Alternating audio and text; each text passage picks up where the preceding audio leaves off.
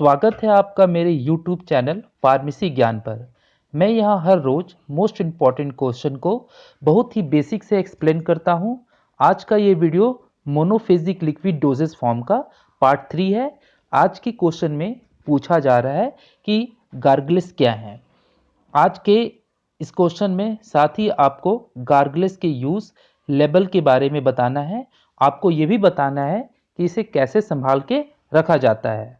अगर आपने अभी तक चैनल को सब्सक्राइब नहीं किया है तो जल्दी से सब्सक्राइब कर ले और बगल की बेल आइकन को भी प्रेस कर ले ताकि जब मैं नया वीडियो अपलोड करूं तो उसकी नोटिफिकेशन आप तक पहुंच पाए। चलिए बात करते हैं गार्गलिस के बारे में।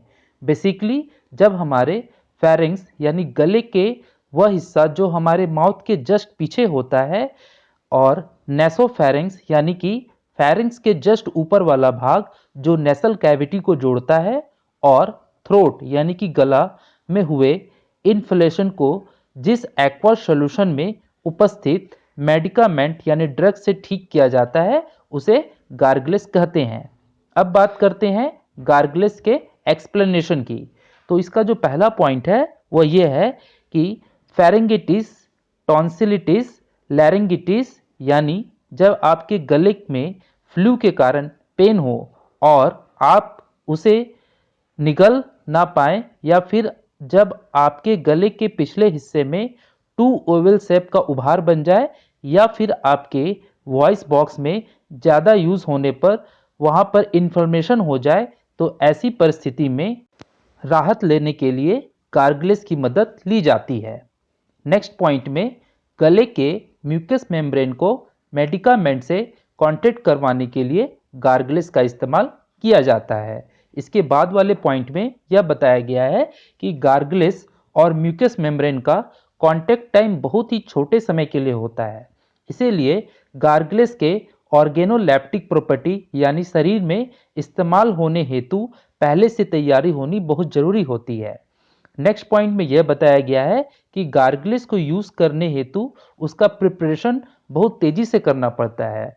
इसके बाद वाले पॉइंट में यह बताया गया है कि बहुत से गार्गलिस कॉन्सेंट्रेटेड फॉर्म में फॉर्मुलेट होते हैं और इसके इस्तेमाल से पहले उनके स्पेशल डाइल्यूशन की जरूरत पड़ती है। नेक्स्ट पॉइंट में यह बताया गया है कि प्रायः गार्गलिस में फिनॉल जिसका मॉलिक्यूलर फॉर्मूला C6H5OH होता है और सफ़ेद क्रिस्टल के साथ वोलेटाइल नेचर का होता है, ये मौजूद होता है। और एक थाइमॉल जिसका मॉलिक्यूलर फार्मूला C10H14O है जो कि एरोमेटिक ऑर्डर का है और एक कंपोनेंट जो कि व्हाइट क्रिस्टल के जैसा होता है, तथा पोटेशियम क्लोरेट जिसका मॉलिक्यूलर फार्मूला KClO3 है और ये भी एक व्हाइट क्रिस्टलाइन सब्सटेंस है। ये सभी गार्गलिस में मौजूद हो सकते हैं।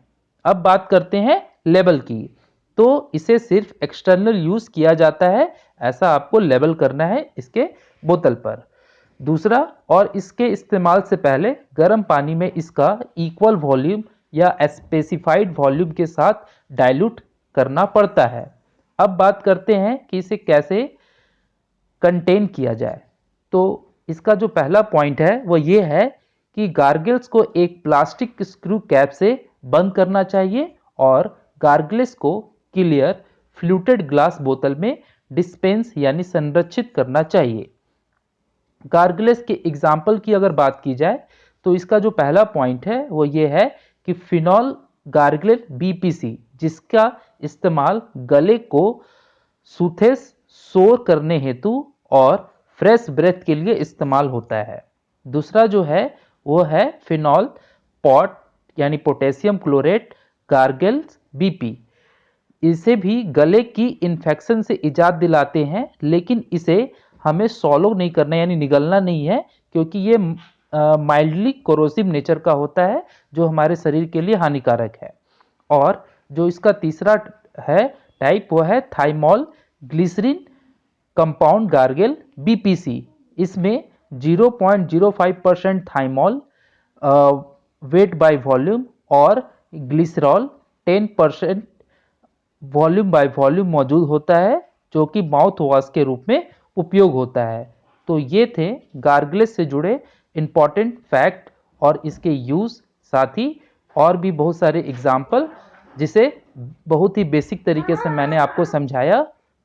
तो अगर आपको ये समझ में आया और आपके लिए उपयोगी है तो ज़रूर इसे लाइक करें और अपने दोस्तों के बीच ज़रूर शेयर करें। मिलते हैं नेक्स्ट वीडियो में। जो मैं बात आपको बताऊंगा वो माउथ वॉशेस से संबंधित है। तो माउथ वॉशेस और थ्रोट पेन, ये दो चीज़ें मैं नेक्स्ट वीडियो में आपको बताऊंगा। Okay, bye bye.